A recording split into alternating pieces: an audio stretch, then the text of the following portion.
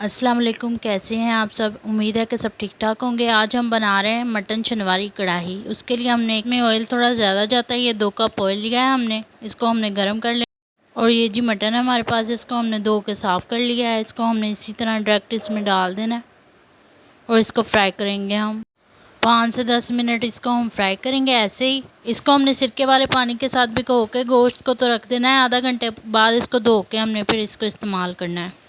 इससे इसका ब्लड जो है वो सारा ये निकल जाएगा और अच्छी तरह साफ़ हो जाएगा। ये जी अब हम इसमें 2 टेबल स्पून जो है भर के वो जिंजर गार्लिक पेस्ट शामिल करेंगे। साथ ही हमने ये 3 हरी मिर्चें ली थी, वो हमने डाल दी हैं काट के। और ये जी हमने टमाटर लिए हैं।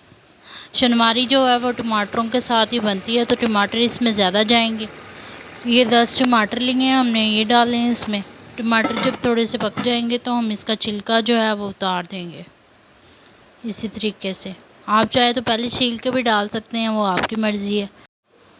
इसमें बहुत ज़्यादा मसालों का इस्तेमाल नहीं होता। इसमें हमने 2 टेबलस्पून भर के काली मिर्च डालनी है और अपने टेस्ट के अकॉर्डिंग आप नमक इसमें ऐड कर सकते हैं जितना आप डालना चाहें।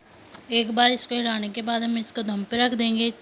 35 से 40 मिनट के लिए हम इसको दम पे रखेंगे, फिर इसको दोबारा चेक करते हैं हम। ये जी दम खोलने के बाद मैंने इसको चेक किया, ये बिल्कुल पक चुका है, गल चुका है गोश्त और ये खाने के लिए तैयार है। मेरे चैनल को लाइक करें, शेयर करें, सब्सक्राइब करें, दुआओं में मुझे याद रखें। इसी तरह मिलती रहूँगी मैं आपसे। अल्लाह हाफिज़।